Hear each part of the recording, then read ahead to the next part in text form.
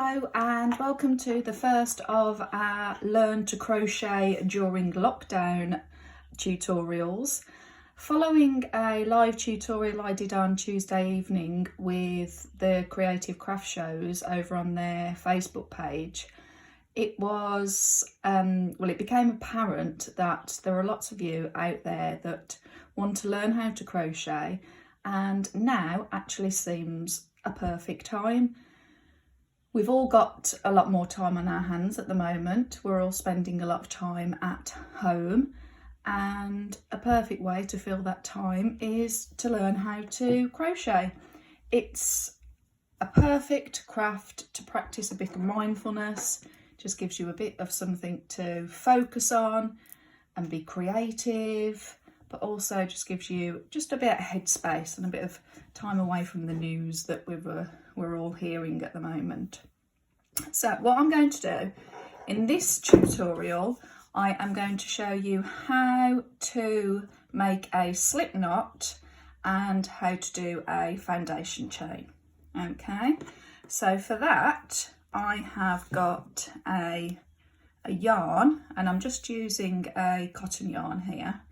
It's a chunky cotton yarn, and I prefer teaching people when we're learning how to crochet to use a thicker yarn and a bigger hook than you might use for other projects, because it just helps you be able to see the stitches and it gives you a bit more room to play with. If you go too small to begin with, you can get in a terrible mess.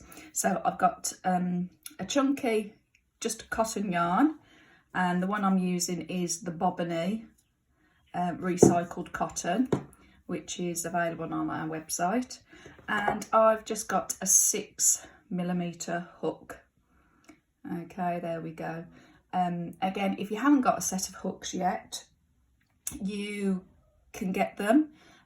You can get them online from Amazon. They're still delivering at the moment. Hobbycraft, they're still delivering. There are a few places that are still delivering at the moment. We don't actually stock hooks, but if that's something that you did want us to look into, then please just drop us a message. So I've got my yarn, my hook, and I've just got a little pair of scissors when we've finished. Okay, so what we want to do first of all is we want to create a slip knot.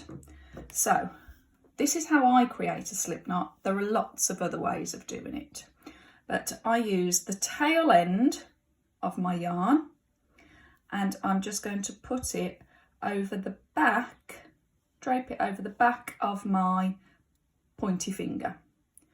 Okay, then hold it and bring it round to the front, and then I'm just going to hold it secure there with my thumb. Okay, so this is my tail end and this is my working yarn. All right, so now I'm going to take my working yarn round the back of my finger, and I'm going to hold it steady again, secure with my thumb, and then I'm going to take the back loop over my fingertip, and then I'm going to replace my finger with the hook, and then I've got my slip knot ready to start. Okay, I'm going to show you that again. So at the tail end over the back of my finger, cross, you see how I'm crossing it over the yarn to keep it secure. Okay, then I'm going to bring my working yarn, okay, from the back over, hold it steady again, bring this back loop over my fingertip, and then replace my finger with my hook, and then to pull it tight, just use your working yarn to pull it tight so it's onto the hook. Okay, you can rewind that and have a practice and make sure that you've got your slip knot, and then you can join me ready to make the foundation chain.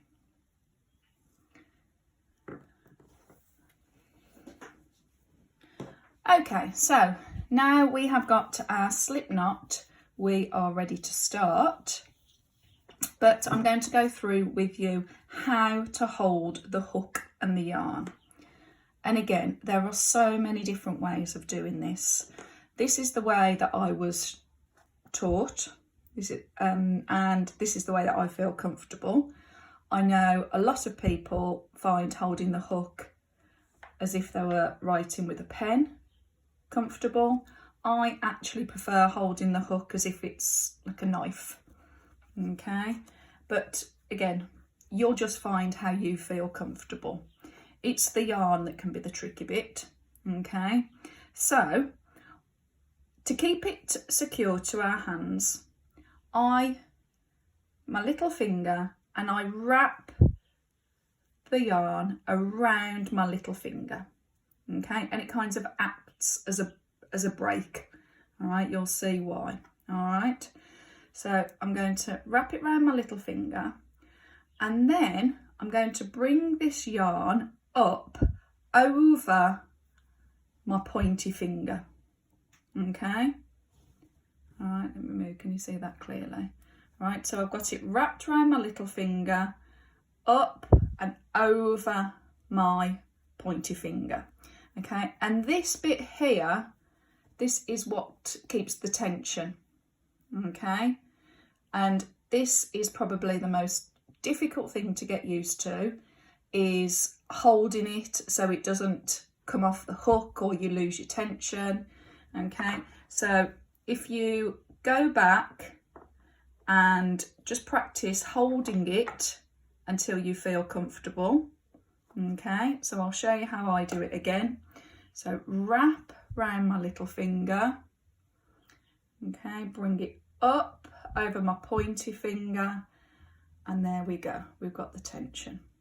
Okay, now I've got my slip knot on my hook, which can move up and down quite freely. Okay, and I'm going to hold this tail end between my thumb and my middle finger. Okay, so that keeps me in control of what's happening on my hook. Okay, and the only thing that I've got in my right hand is the hook.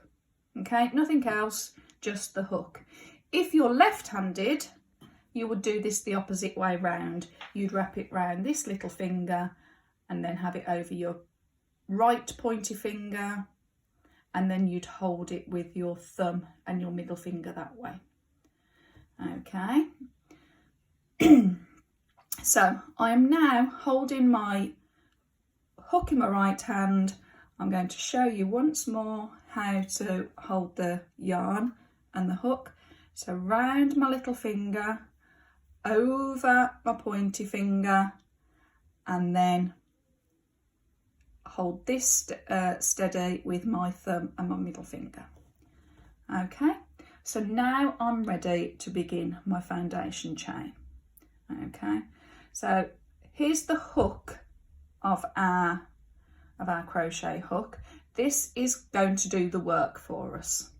Okay, so to begin with, to make the first chain, we're going to have the hook pointing away from us. Okay, and I'm going to come over my yarn. I'm going to grab the yarn, and I'm going to do what we call yarn over. Okay, let me show you that again. Okay, so I'll get my tension back. All right, so my hook's away from me. I'm grabbing the hook. Can you see there? Let me show you a bit closer. I'm grabbing the yarn there, yarn over, and what I want to do is I want to pull it through the loop that was on my hook. Okay, let me show you that again. So move your hook so it's away from you, grab your yarn, yarn over, and then you pull through the loop that was on the hook. Okay, and what you can see here is that we're beginning to make a chain. So we do it again, yarn over, your hand moves, and then pull through. Okay, let me show you again. Yarn over, pull through, yarn over, pull through, yarn over, pull through. Okay, and can you see that is beginning to make our foundation chain? Okay, we've got 1, 2, 3, 4, 5, 6 in that chain now, and that is all we're going to practice for this first tutorial. Okay, as I make my foundation chain a bit longer, where I hold it by the hook with my thumb and my middle finger, I just move it, my fingers closer to the hook. Okay, now what you might find, and this is common, this is what most people find, and myself included when I was learning, that you might find it gets too tight on your hook. All right, in which case you just have to make this a bit looser. All right, and you can do that just by, see I can make the loop looser, and I can pull it tighter. Okay, so I'm going to hold it securely again. All right, so now I'm ready to carry on. Hook away from me, grab the yarn, yarn over, and then this bit here I'm going to pull through this loop here. Okay, and let's go again. Yarn over, pull through, yarn over, pull through, and there we go. Okay, so that is the foundation chain. What I suggest is get yourself a hook, get yourself a yarn, watch this tutorial over and over again, and I'll get the second tutorial on, which will do the first stitch that we learn. I'll do that a bit later. So practice your foundation chain. We've got plenty of time, and I'll see you soon. Bye.